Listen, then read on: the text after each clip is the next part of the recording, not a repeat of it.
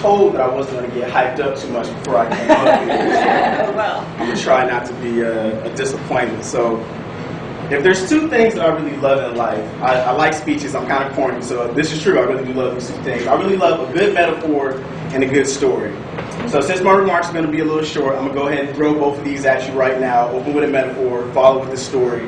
And I'm going to hope that at the end of my remarks it comes together in a coherent point. If it doesn't, we'll worry about that when we get there, so let's just hope that's what happens. So my metaphor. I'm working as a teaching fellow in 2009 during the worst depression we've had since the Great Depression. And I'm feeling the pressure, I'm feeling the heat. My story.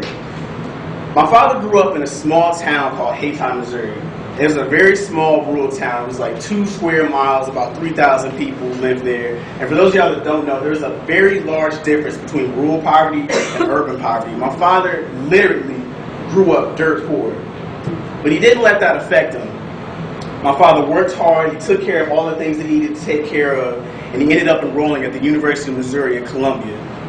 Financial times, hard times hit. My dad ended up having to drop out of school. He had to go to the Air Force, but he's not somebody, if y'all know my father, he's not somebody to be deterred from what he wants to do. And he ended up having a great career in the Air Force. He was honorably discharged, moved to Washington, and graduated with his bachelor's degree from Eastern Washington University. So fast forward a few years to when I was in high school trying to decide where I wanted to go to college. I had 3 full ride offers, track scholarships to different schools, but I didn't want to go there. You know, it's kind of hard telling your parents that you want to turn down free money for education. So I sat down with my father and I told him, Dad, I don't want to go to these schools. I don't want to be a student athlete in college, and I want to go to a larger school. He looked at me and he said, son, don't worry about it. Do what you want to do. You figure out a way to get in, I'll figure out a way to pay for it. So my parents were in that weird bracket where we made too much money to get a lot of financial aid. We didn't make enough money to pay for all 3 of us to go to school. I had an older sister who was in college at the time, so I kind of fought my dad about it. How are we going to pay for it, Dad? How are we going to pay for it? How are we going to make this work? And he said something to me that I'll never forget. He said, son, never let something as trivial as money stand in the way of your dreams or what you need to take care of. A year later, I enrolled at the University of Michigan in Ann Arbor, which is the most expensive public university in the country. So I made a choice. So a couple years later, I thought I was going to have to follow my father's footsteps when financial times hit. In between my sophomore and junior year, 3 big things happened. My sister had a baby. My brother lost to the track scholarship that he was supposed to have, and they didn't tell him he didn't get it until he moved into campus, was in the dorm, was already taking classes, and I lost my job. So I didn't know what I was going to do. I was thinking, I'm going to have to drop out of school, I'm going to have to move back home, I'm going to have to go to community college, I'm going to have to take time off, I don't want to go to the military, I don't know what I'm going to do. But I remember my father's words, son, never let something as trivial as money get in the way of what you want to do. I stand here before you today as an alumni of the University of Michigan in Ann Arbor.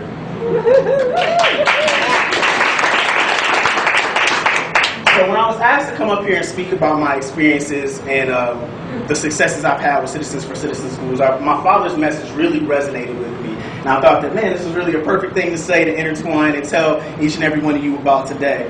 Because the fact of the matter is, we can't afford to do that as an organization. Because consciously or unconsciously, the public education system in this country let a trivial thing like money get in the way of educating students a long time ago. And though I'm not naive enough to think that we don't need money to do the work that we need to do, I understand that Citizen Schools is fueled by something different. We're fueled by something that you can't follow in the Dow Jones Index or read about in the Wall Street Journal.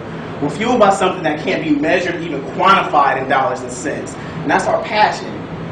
Our passion to do the work that we do, our passion to come into these positions, to work with students and sustain us through all the hard times that we're having right now in this economy. So I really believe that passion is infectious. I believe that people respond to the passion in others. And I really feel like that is what my experience with Citizens for Citizens schools has been.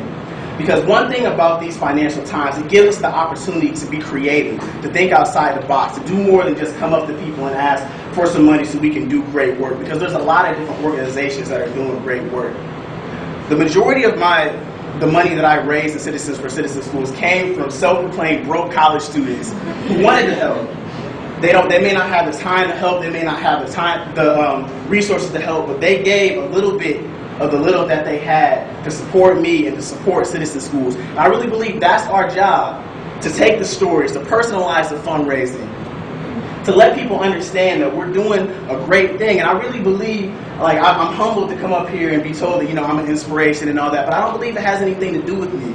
It's about the great product that we're selling. It's about the great work that we do. It's something that I believe in. It's something I know that y'all believe in. The Secretary of Education believes in it. And there's hundreds of other people who believe in it as well. It's our job to find those people, to communicate with them, and show them that they can come in and they can have a voice, they can have a role, and they can help us however way they might be able to. So I know right now times are hard. I know all of us are feeling the pressure, all of us are feeling the heat, but one thing I do know, with excruciating amounts of heat that we can't even imagine, and kilobars of pressure, I don't even know what that measurement means, but kilobars of pressure, a little piece of coal can become a beautiful diamond. And if all of us are feeling pressure, all of us are feeling heat, just imagine what we can become. Thank you.